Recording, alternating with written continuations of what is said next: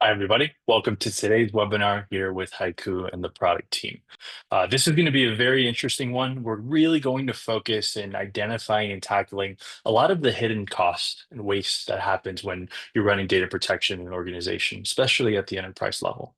For those who are just joining us, we're going to give it a minute. Everybody can get a coffee, settle down a little bit. I did want to let you know that this session is recorded. You will have access to both the recording and the slides afterwards.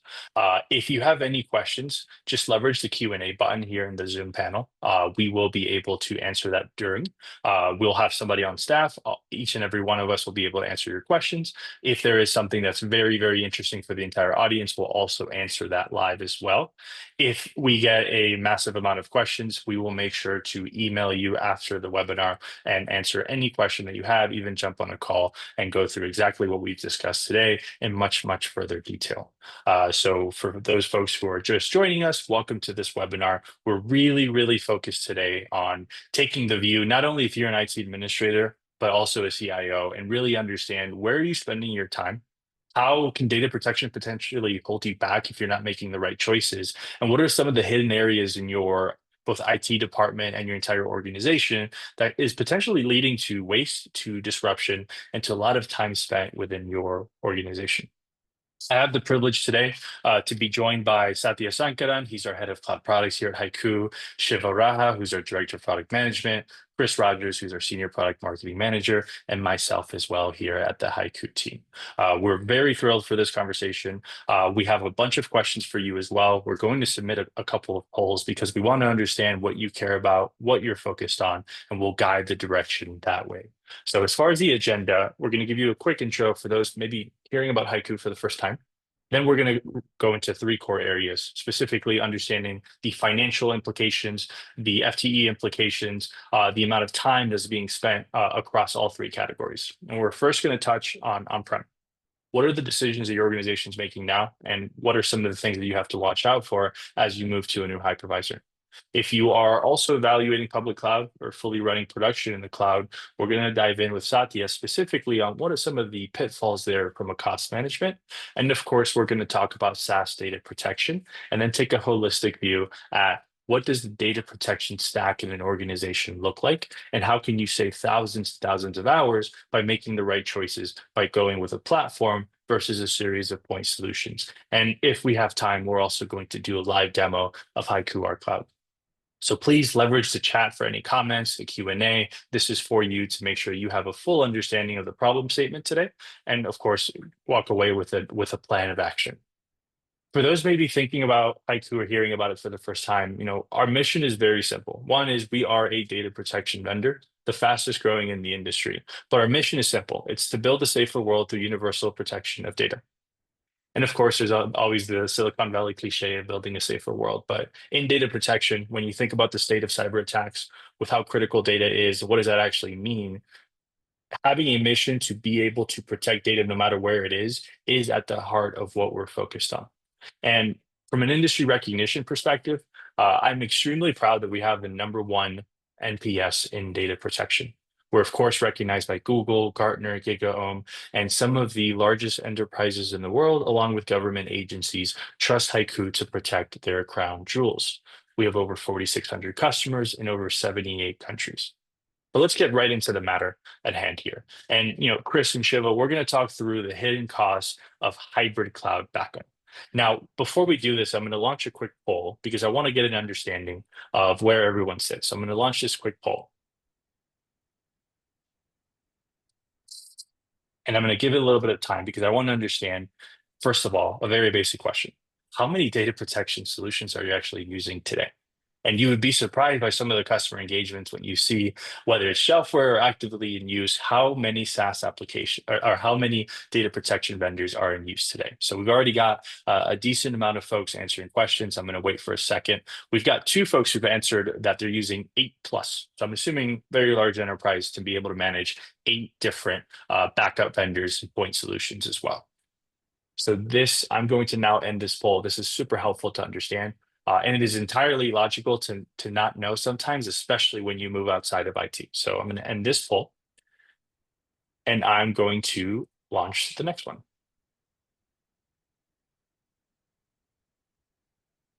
Now, this is where we're going to get into the crux of today's discussion. Many of you, and there are organizations that are going to be still leveraging VMware. It makes sense for them, for their company size, their economics, their investment. But for many organizations, they're making very rapid decisions to move. When the Broadcom's announcements first came out, a lot of organizations were already evaluating, but most people renewed.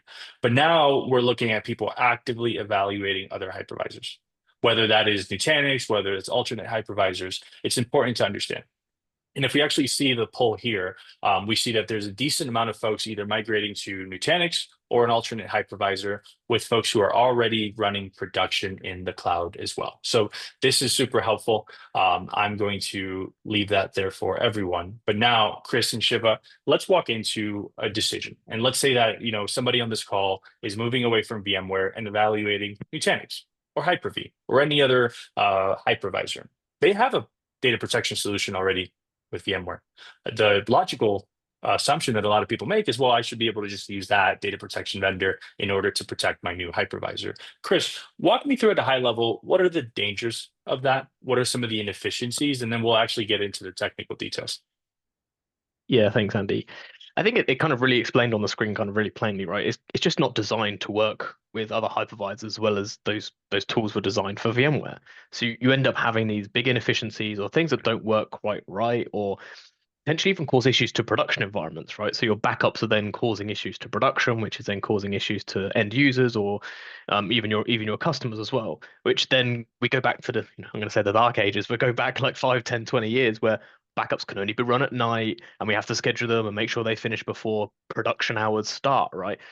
But let's be honest, in today's world, there are no production hours, right? Most organizations are 24/7, 365. So these are some of the problems. And then we get into, hey, they're slow to deploy, slow to scale, slow to recover. Everything just takes longer and is just, more inefficient.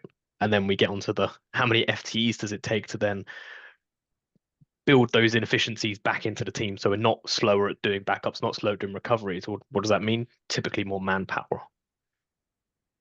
So, Chris, let's actually. There's a couple of IT admins and backup administrators on the call today, so let's actually get into that level. Walk me through, and let's choose a scenario. Let's say that somebody's moving from VMware to Nutanix. Mhm. What Chris is going to break down now applies to any other hypervisor, but let's use Nutanix as an example, Chris. Walk me Yep. through, Chris, what it takes to run a VMware-centric backup in a Nutanix A and V AHV environment. Yeah, absolutely. So as you can see here, left-hand side of the screen, we've got our, AHV environment with our hypervisor and maybe some, Nutanix unified storage on there. And we've got all of our production VMs in orange here running, serving our purpose, whatever that may be, banking, financing, retail, whatever it might be, right? And we've sized our environment to make sure we can run our production workloads, right? We don't want to undersize, also we don't want to oversize. But then when we add backup onto this, we then have to then start looking to rip and replace these VMs with big chunky backup servers. So we're adding a backup server, we're adding multiple proxy servers, which are potentially quite inefficient, and we don't really know how many we need. Then we add reporting servers and mount servers and gateways, and then finally we start adding things like agents onto everything. What we have here is then we've taken all of those resources that were being used for production workloads, and now those are being siphoned away into our backup.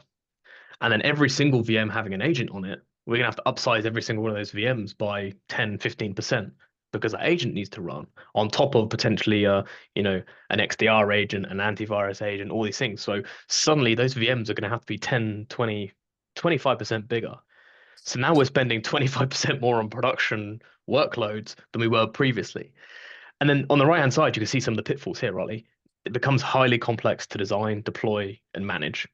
All these different components, each one has to be sized, deployed, maintained, monitored, all these things, right? As I mentioned before, it siphons away those production resources and takes away the potential to run your entire estate. You have to then size to have your backup tool as well as your production workloads.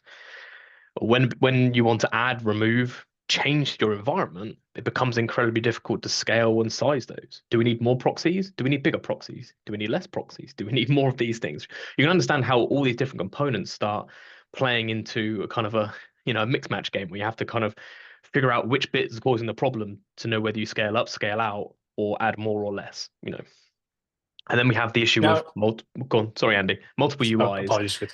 No, you got multiple UIs to manage, and then you've got such a big attack surface compared to what it should be. You've got an agent every single VM. We saw with the kind of the CrowdStrike, okay, it wasn't a cyber incident for that, was it? It was a vendor, but we can see how agents on VMs can cause issues and cause widespread issues.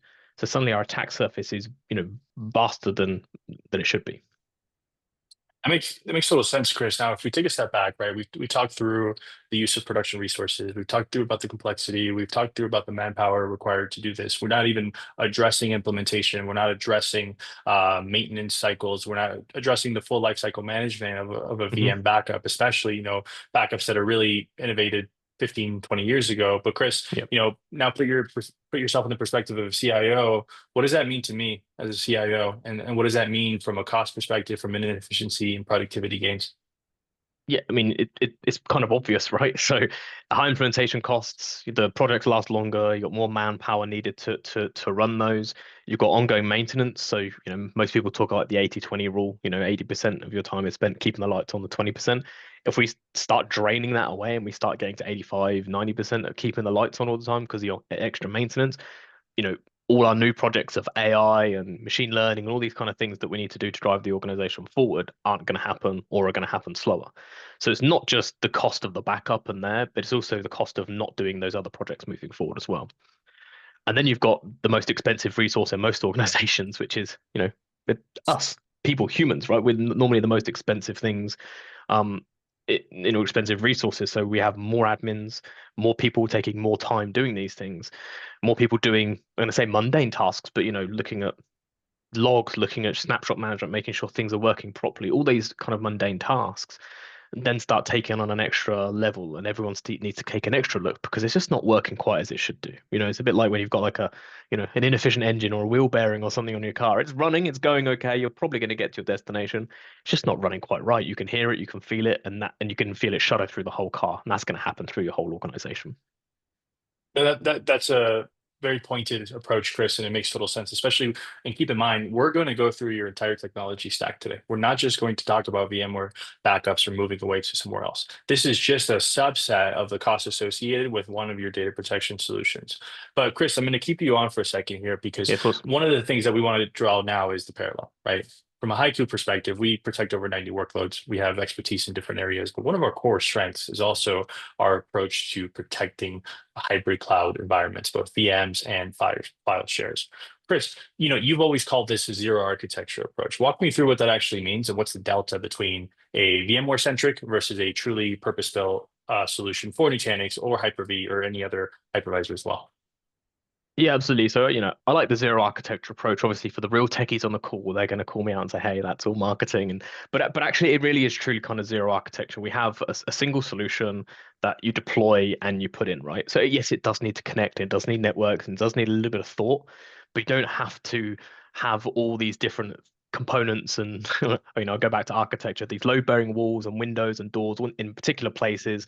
You essentially put it in and it's done, like a bit like a garage or whatever. You just put it in, it does its job. So what we can then do is essentially, suck all of these components out and bring them into a single VM, to a single hardened Linux appliance. So suddenly we give you back all of this, all the space you need, ask for one VM only from your data set, and this is the modern way of doing data protection, putting everything into a single place. Lower TCO, much faster deploy, discover, protect, completely lightweight with no agents, no proxies, and no impact, and unlimited scale. You can scale to any size of environment incredibly, incredibly easily. So I think this is really the modern way of doing things. Instead of adding complexity, we're taking that completely away and saying, hey, let HYCU deal with that, and you get on with doing everything else you need to do.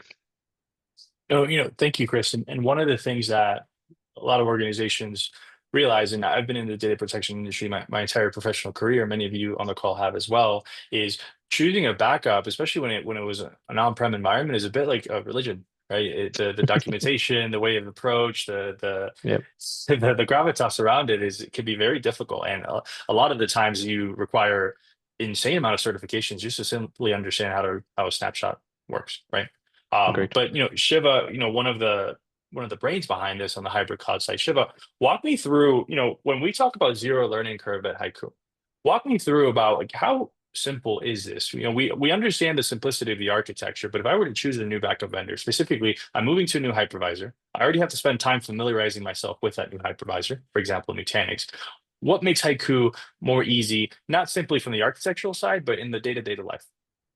Absolutely.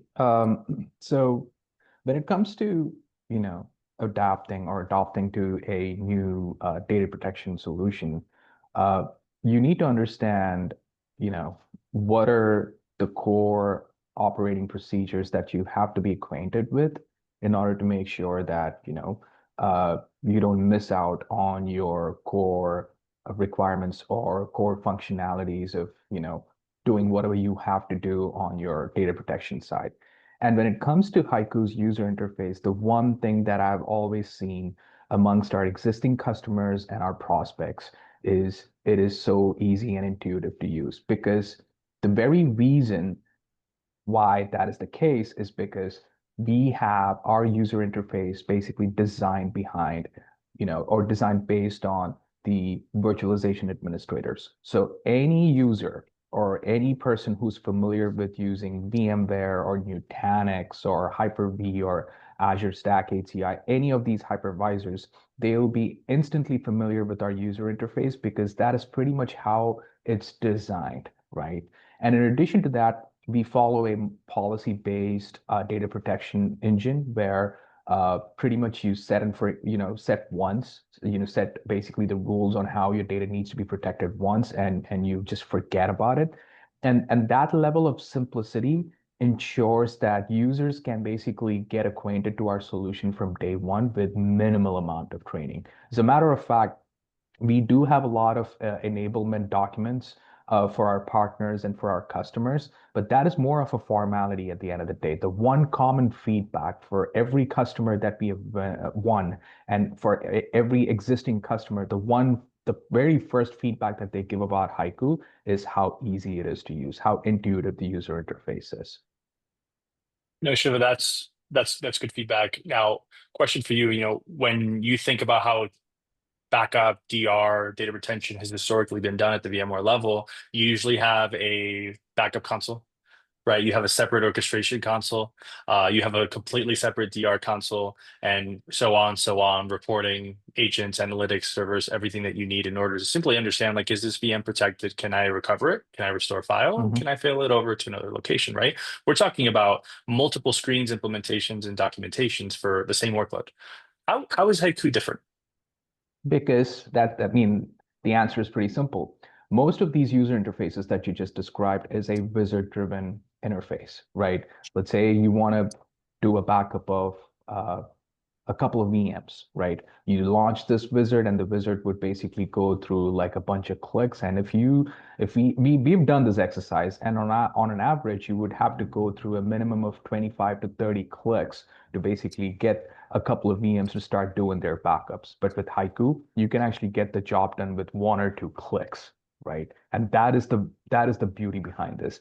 And with regards to having multiple user interfaces when it comes to performing reports or alerts or monitoring or setting up role-based access control or having multi-tenancy or having network configuration or ensuring that you basically have a full-on security posturing with regards to immutable backups. Like you would have to switch around different components of a backup infrastructure when it comes to these legacy vendors, and I don't want to call out names for obvious reasons. But when it comes to Haiku, all you need is one single pane of glass because that's exactly what you have. It's very simple, straightforward, and you really don't need any more training or any introduction to how this works. Oh, that's very helpful, Shiva. And something that I want to mention as well is it is not the data protection vendor's choice or their role to dictate where your infrastructure should go, right? The limitations of your Yeah, data protection vendor should not dictate your infrastructure decisions, right? The Haiku, we want to be absolutely. there wherever you decide to go, whether that is to an alternate hypervisor, even to a Hmm. multi-hypervisor approach, or even if you want to run production in cloud. But Shiva, obviously yesterday we had a massive announcement and a momentum launch and release of so many new capabilities. Can you actually walk us through some of the new platforms that are supported and why some customers choose that? And Are we retrofitting? Are we building this natively? Like, what is our approach and what are we supporting now that's brand new as of yesterday? Absolutely.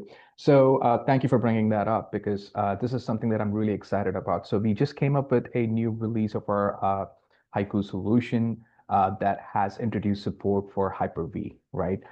So for folks who are already familiar with our solution, we were the first ones. We introduced support for Nutanix AHV. Then we came in with ESX running on Nutanix with core underlying support for Nutanix platform. Then we supported VMware in a traditional three-tier infrastructure that also includes vSAN vVols. Then we introduced Azure Stack HCI, and now we have Hyper-V into our supported hypervisor family. And what this does is this basically provides you the same level of core functionality that we have been supporting for other hypervisors, such as agentless application consistent backups with automated application discovery, where we'll be able to instantaneously discover all of your traditional applications like Microsoft SQL or Oracle Exchange, and basically provide you agentless app consistent backups with granular restores. In addition to that, with Hyper-V, we have full-on snapshot-based integration. This basically means we do deliver default crash consistent backups, and we can also perform instantaneous file or folder level restores directly from the backup in itself. And on top of it, we can support all of the security goodness, right? When it comes to delivering immutable backups or providing an air-gapped backup infrastructure or performing anomaly detections. And we'll be talking more about that as well.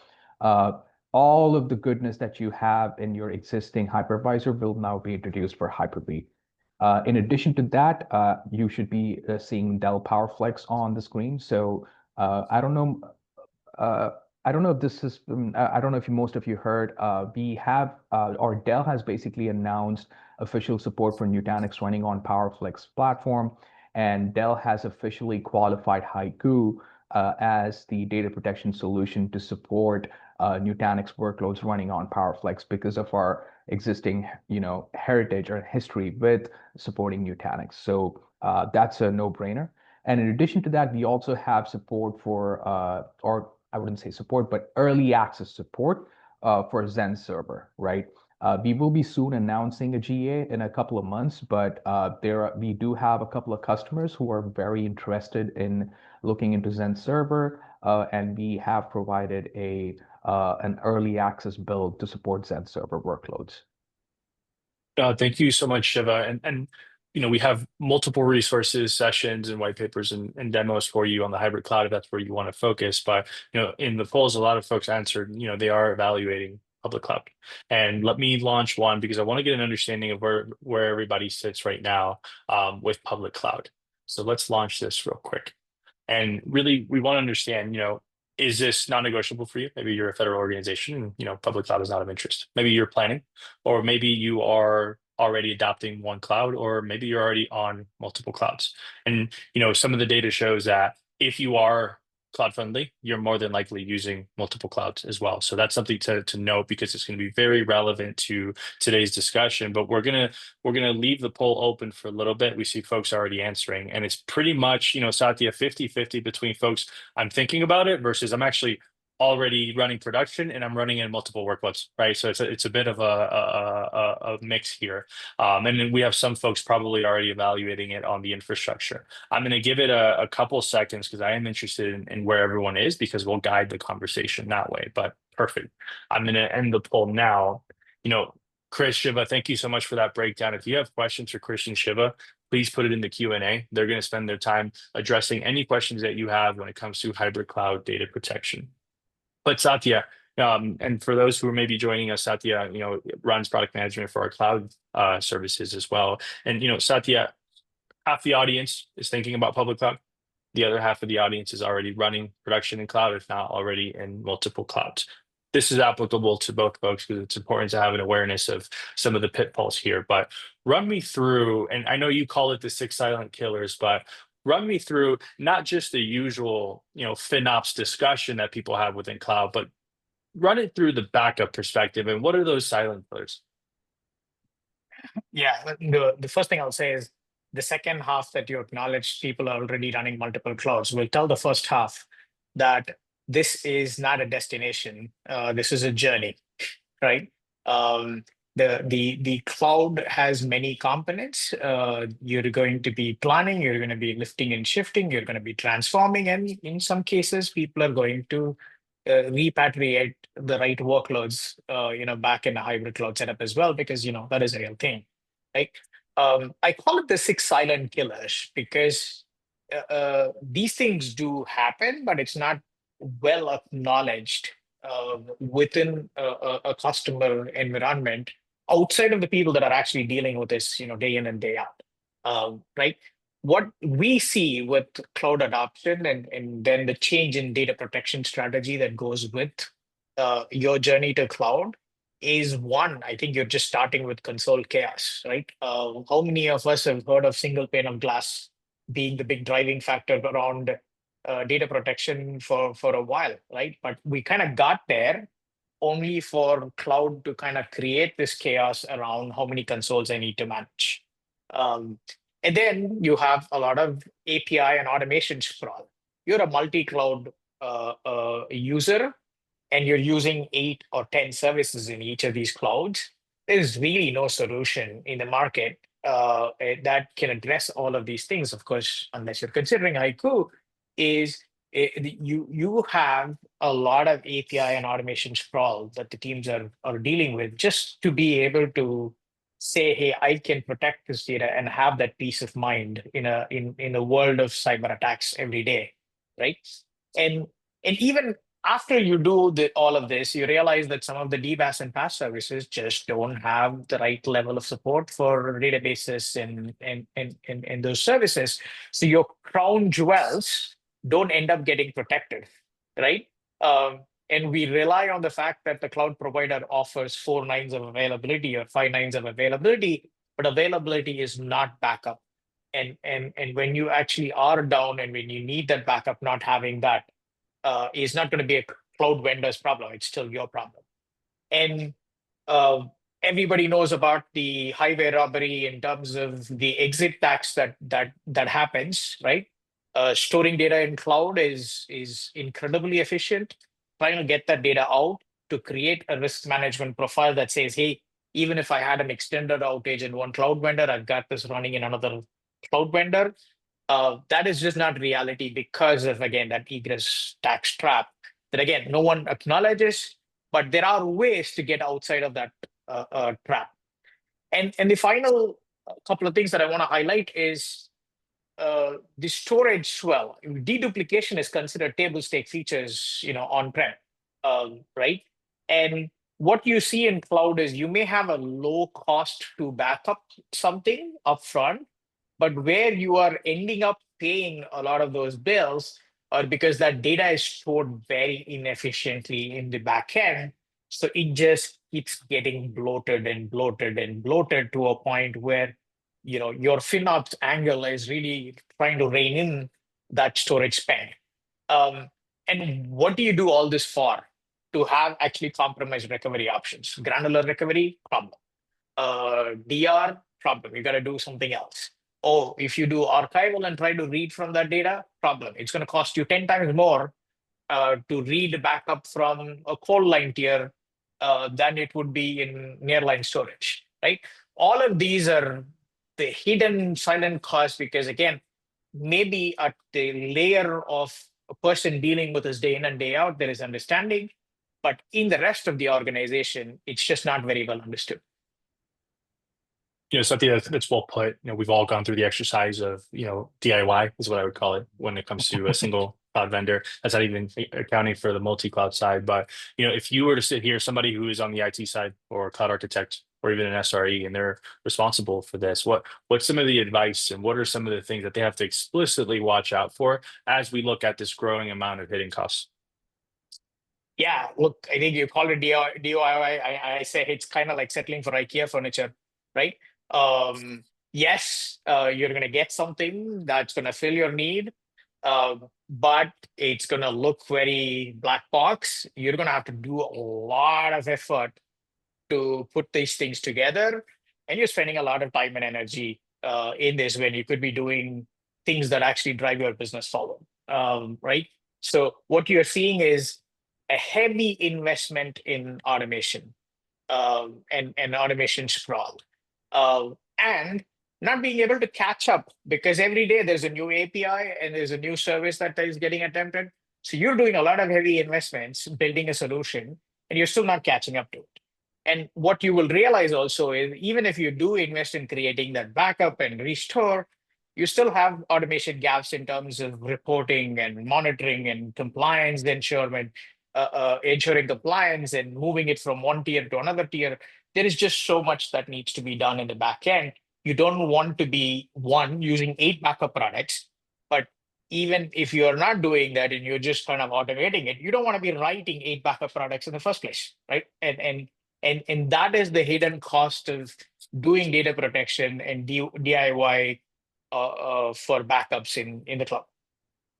And Satya, when folks answered in the poll, there were a couple folks who answered that they were leveraging more than 8 data protection solutions. But many of the times when I have this conversation and people answer that question, they're only referencing things that they buy. They're not referencing the fact that they have a homegrown, essentially customized backup solution that they have to build, maintain, and have a full life cycle. And something that you mentioned, Satya, that's very important that I don't want it to get lost here is this is an extensive amount of time required to build, and it's a bit of a Rube Goldberg machine. For example, if you want a alert on something, if you want to have an automation, you have to go and build all of this out, but you still don't have granular recovery. You don't have cross-regional recovery built in. These are all additional things that you have to continue building as a bit of a spaghetti monster. But what I want to acknowledge here too is there's a couple of folks who answered and said they're already running full prod in the cloud. So this conversation is very relevant. But many folks who are running on-prem environments and public cloud, you start to now see not only the hidden cost, the time, the energy that you're spending on-prem, but also these pitfalls when it comes to public cloud, especially if you're using multiple clouds, which will be the case, especially as we talk about AI adoption. Satya, one of your favorite topics around data warehousing and what that actually means and who is responsible for that. These are all things that are kind of slowing the organization down. But Satya, you're talking to somebody now who's running production cloud and multiple clouds. Where does HYCU come in? How does HYCU help? How do we support our customers, whether it's one cloud or even all 3 in their environment? Yeah. First thing, I mean, look, when it comes to data protection, we're in the insurance business, right? What do you care most about in insurance? Coverage and claims, right? And your experience while you go through it, right? Really think about data protection in that context. What you see with the HYCU is you will have the widest coverage among cloud workloads across any vendor out there. We provide support for 90 plus workloads. That's not just even cloud services. That includes, lots and lots of SaaS services. A lot of people may be using Google Cloud, but where is the source code in GitHub, right? And what is your issue tracking system in Jira? But where are your artifacts sitting? In Google Artifact Registry, right? You do want to be able to protect holistically from code to prod your entire environment, and where your crown jewels are sitting in. If you're a retail vendor driving recommendations engine through BigQuery, you need to make sure that you're protecting it. So coverage, I think we have unparalleled coverage in the industry when it comes to how many services we protect for you. That just gives you more peace of mind knowing majority of your workloads are protected. And then what does the experience look like? One thing that Shiva talked about in great detail, we want zero learning curve. In fact, once you do one service in our interface, you will see that is exactly translatable to every one of the services that we support. So that's why the zero learning curve really comes in. You're not managing. I think there was a question around proxies in the Q&A. You're not sitting there managing proxy servers. You're not doing the upgrades. You're not doing all of that stuff. We do that for you. We spin up those proxies on demand. And we also, because we are supposed to be cloud friendly and cloud native, we can tear it down when you no longer need them, right? That's about efficiently using the resource pool that is available to you. And finally, claims means, and I want to leverage the data. Can I bring that data back? Can I do offline recovery? Can I perform granular recovery? Can I restore to another region? Can I restore to another project? Can I restore to another cloud provider? All of those we support with our solution in the cloud. No, that's interesting. And Cynthia, now for the folks who are running multi-cloud environments, and you talked about one of the silent killers being console chaos. You know, some of the new capabilities at Haiku. Walk me through what does that mean for me as a Haiku customer if I'm using Azure and AWS and Google or a permutation of sorts? Like, what does that experience look like, and what is that delta? Yeah. What you first, IQ allows you to actually bring everything, your Azure, your AWS, as well as Google Cloud, and all of your SaaS environments we talked about in one place. I think Andy, you may be showing a demo at a later point in this demo. You can see that the configuration and kind of managing this is truly through a single console, single policy framework, single API framework, and all of that. So you get that benefit. Um, the second thing that I want to highlight, so you can do across cloud, but we also have scenarios where we have. I was just working with a prospect a couple of weeks ago, 1,200 AWS accounts, right? Because they basically have a project code and a billing code and all of that, and they manage by creating separate AWS accounts for each of those projects, and they have over 1,200 AWS this thing. What you will see in some of these places, like you do this in Azure, you're going to be creating Vault, which means defining your policies, setting up your Vault, and managing this at a single account level, at a single region. And that just spawns to a lot of work that is just being repetitively done. And and what we can provide you is that ability to support all of those accounts across all projects and all cloud providers through a single pane of glass and deliver a uniform experience across all of this. Right? That's really what we do.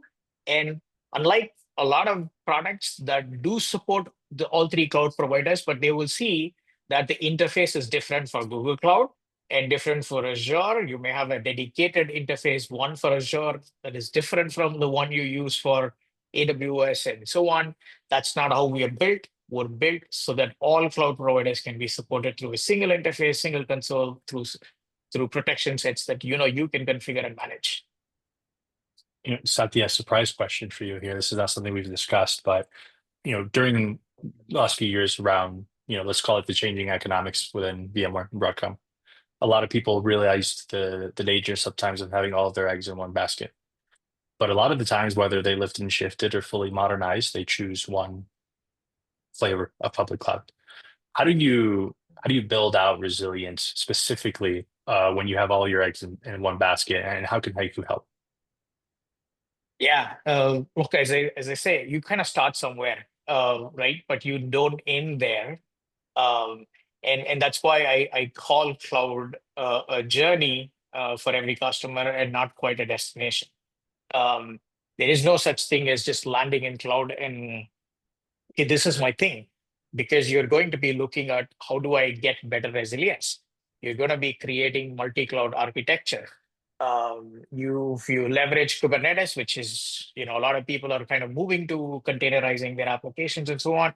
You're going to try to figure out how do I run this in across two cloud providers, right? We run our application, for example, in a way that if one cloud provider goes down, we could spin up our SaaS portal, SaaS in the other cloud provider, and continue providing these services for you. So I think being multi-cloud and carrying that cross-cloud resilience is uh, uh, is going to be a station that you eventually get to, whether you're kind of traveling there today or whether you're already at the station. You know that is a station that is going to be a part of your journey, and you just need to be prepared for it. And again, we're making that life easier for you if and when you actually are taking on the journey and getting to that station. That's super insightful, Satya. And I think a lot of the times you don't want to repeat the mistakes with new technologies. Same mistakes as always, new technologies. We're seeing that across the board. If you have any questions for Satya, leverage the Q&A, especially if you have cloud-focused questions like how do I automate, how do I protect, what do I do next? Satya has a wealth of knowledge and value that he can provide to you. Leverage the Q&A for that. But let's talk about the third area because this is one of the areas with most likely the most amount of inefficiency on your team. And before we share some of the research, though, I would love for everyone to respond to this poll because this is going to be very insightful, and we're going to prove a point here. So the question for you and your organization is this: take a wild guess, especially if you're in IT. How many SaaS applications do you think your organization is using right now? And don't think just IT, think sales, marketing, finance, engineering. I'm going to give this a minute because I'm very, very interested to see the questions that we get. I'd love to know who's answering, how many of them are answering, 20, 40 kind of numbers. Okay, we're seeing, I'm going to give it a few more seconds. I would love to see anybody else provide an answer to this poll because you'll see, we'll share some of the research behind this as well. But okay, perfect. So what we see is an interesting distribution. Some folks are fully aware that they're using more than 200 SaaS apps. Other folks are using in between 100 and 189, and then you have folks who are using maybe a couple under 50 SaaS applications. That could be the case. It all really depends on the size, your tech stack, the industry that you focus on. But I'm going to share now, and I'm actually probably not supposed to do this, but I'm going to share some of the research that we're about to announce 2 weeks from now. And this is all part of our annual State of SaaS Resilience report. We found some very fascinating insights. We surveyed over 500 IT leaders globally across healthcare, financial services, retail, technology, you name it, across mid-size to enterprise. Here's what we found. The average organization is using over 139 SaaS applications. 139 SaaS applications. 65 of these respondents experienced some sort of cyber-related incident or SaaS-related breach in the last 12 months. And 87% of them admitted that they have at least one application at risk. What was most interesting here, though, was to actually look at the downtime costs of a SaaS application. Usually when you're doing downtime, and with Satya, Shiva, and Kristen, we will always done in the industries, we calculate downtime based on tier 1 and 2 VMs from a DR perspective. But to calculate downtime from the perspective of what happens if GitHub goes down, or Salesforce, or everything that allows me to transact my business, we saw that the average disruption period was 5 days, leading to $2.3 million on average in a SaaS cyber incident. This is very, very fascinating to me because it shows you that we are over-indexed on protecting what we've always protected, VMs, file shares. And I would say most people are protecting in some way or another, whether homegrown or DIY or third-party solution, some form of cloud. But when it comes to SaaS, it's a wild west. And a lot of the reasons is when we think SaaS, we think what we're spending the most amount of money on. We think M365, we think Salesforce. But in reality, what we're looking at is the fact that every single business function, every single business application, it used to be hosted as a data center or server edition. Today, the primary consumption, whether we like it or not, is a SaaS. And I'll give you an example. Just yesterday, Atlassian announced the end of life of their data center offering. You will not be able to buy a data center offering. You will only be able to leverage a cloud service when it comes to Jira, Confluence. Things like GitHub, GitLab, they're all defaulting to SaaS consumptions. This is only even talking about the context of IT, but think about your finance team.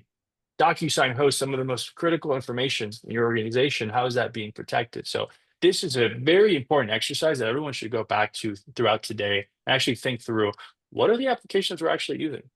And at the end of the day, anyone with a credit card can spin up a new SaaS application, and within 3 days, it can become critical depending on the information stored in it. So it's super, super important to understand that you have to make sure that you're backing up.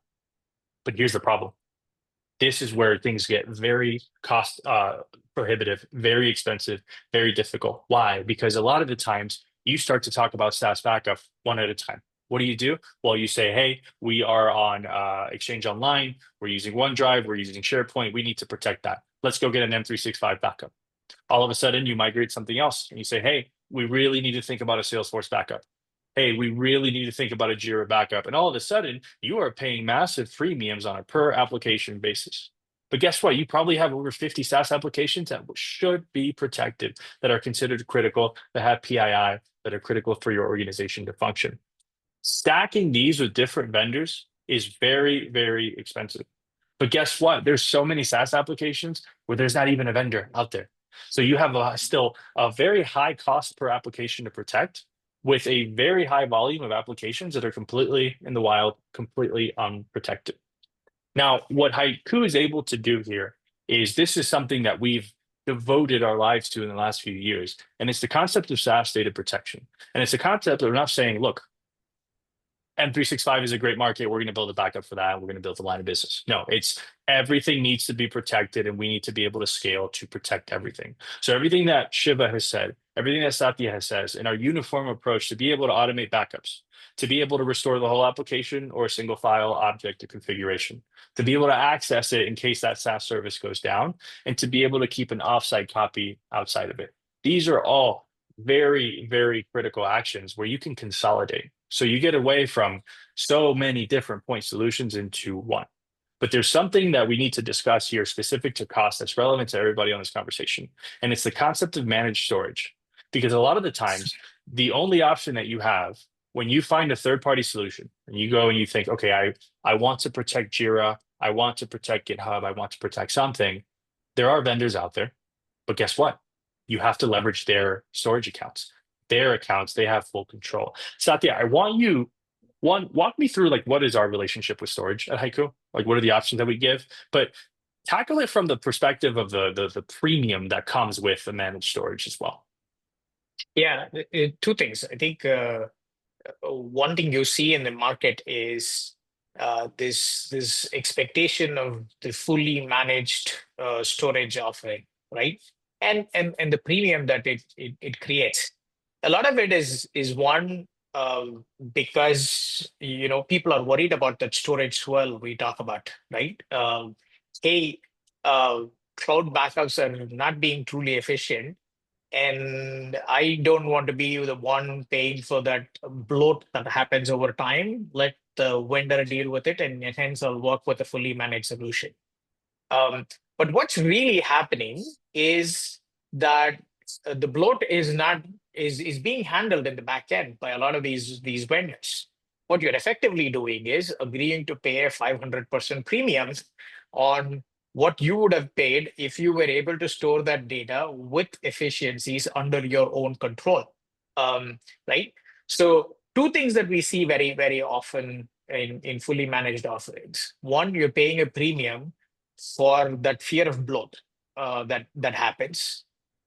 Two, you're paying a premium for being so-called hassle-free. I don't have to set up storage. I don't have to set up bucket.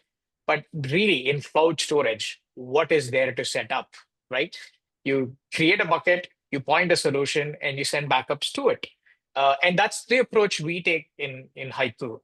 All our backups, we deliver a SaaS service where you can come in and you can get your backups running within 15 minutes. I normally say it's something that you can do before your first coffee break in the morning. You could set up and be running backups for 10 workloads before your first coffee break, right? That's how fast we have we enable customers to leverage our solution, and you set up the backups to go to storage that you control in a region of your choice and a cloud provider of your choice. All you need is a bucket to point the backups to, and we can provide backups to it. If you've got a data domain that you already have, we can point backups to it. It really is a one-time point my backups to a place, and we will manage it. We will deliver compression. We will deliver deduplication, and so on. And you will see your TCO when it comes to how much you're spending on backup storage is going to be substantially lower. And not to talk about all the benefits you get from not having to exfiltrate the data from your own tenant as well, right? You keep it under your control. The data never leaves the boundaries of your network, and you save money by leveraging that. No, thank you, Satya. And we've had a very economic discussion today. There's an entire other resilience, security, and sovereignty conversation when it comes to the difference between managed storage and BYOS. And we have a lot of talk tracks and videos on that we can share. But we're having a very economic discussion on this today. But something that I want to recap here now is, At Haiku, we have over 90 integrations. We continue to add new SaaS applications. Here's a quick little recap just of the last month of some of the applications and services that we've added support for. Why? Because you dictate as a customer what we protect, and we go and we extend our platform very quickly to protect it. We are able to protect now iManage Cloud as of a few months ago, Box, and even to bring your own storage version of Microsoft 365 with Teams and Planner being available on a BYOS approach as well. But the list goes on and on and on, from IT, engineering, finance, marketing, you name it. We are protecting SaaS applications without discrimination.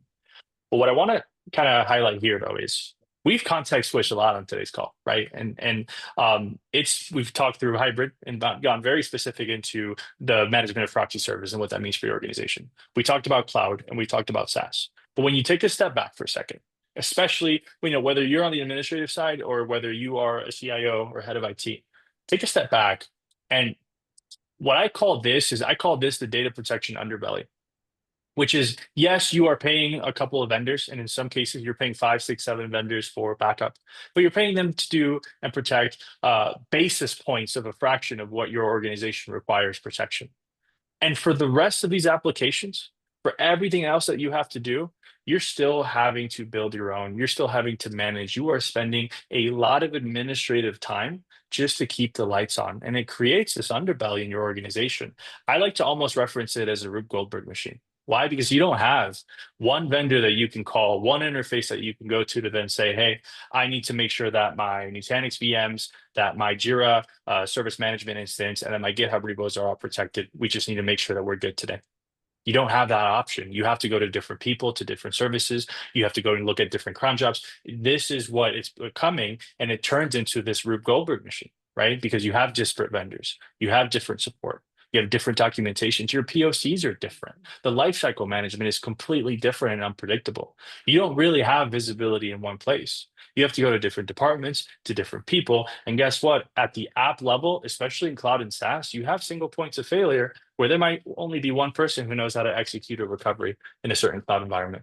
And that doesn't even count for Satya's conversation on managed storage, on the third-party risk, on the fact that I have 7 different applications on 7 different storage vendors in S3 buckets completely outside of my control, and still a massive percentage of your applications are completely unprotected. GitHub is one of the most attacked workloads in the world. It hosts the crown jewels, yet we have so many conversations with customers, they're not protecting GitHub. And that's just one example within your organization. So what you see is this creation of a data protection stack.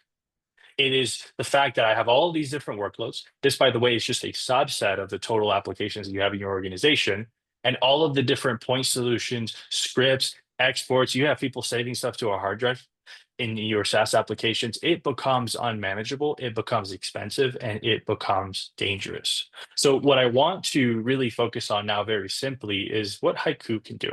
And unfortunately, we've had a lot of fun today, so we haven't had time to deliver a demo. We only have a few minutes left, but I just want to share the HYCU platform.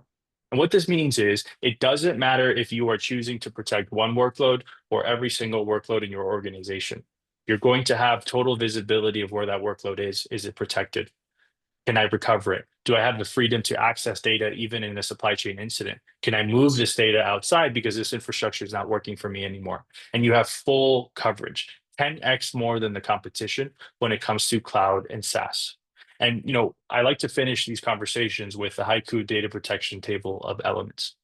And what all this means is every single one of your organizations on this call today, you have a flavor of this. You have critical workloads that you're required to run your infrastructure. Your DevOps team is running a bunch of point services to make sure that your CI/CD, your repos, everything is connected. You have teams managing AI foundations, and you have organizations managing collaboration. We haven't even had a conversation today about identity access management. But the point is, you have to start somewhere, and you have to make sure that in order to protect your entire organization, you don't have to devote an entire department just to make sure that you keep the lights on. And that is HYCU's value. That's our mission. It's universal data protection, but it should not be a full-time job. This should be something that you leverage only when you need to quickly recover your data. So what I leave everybody with is go check it out for yourself.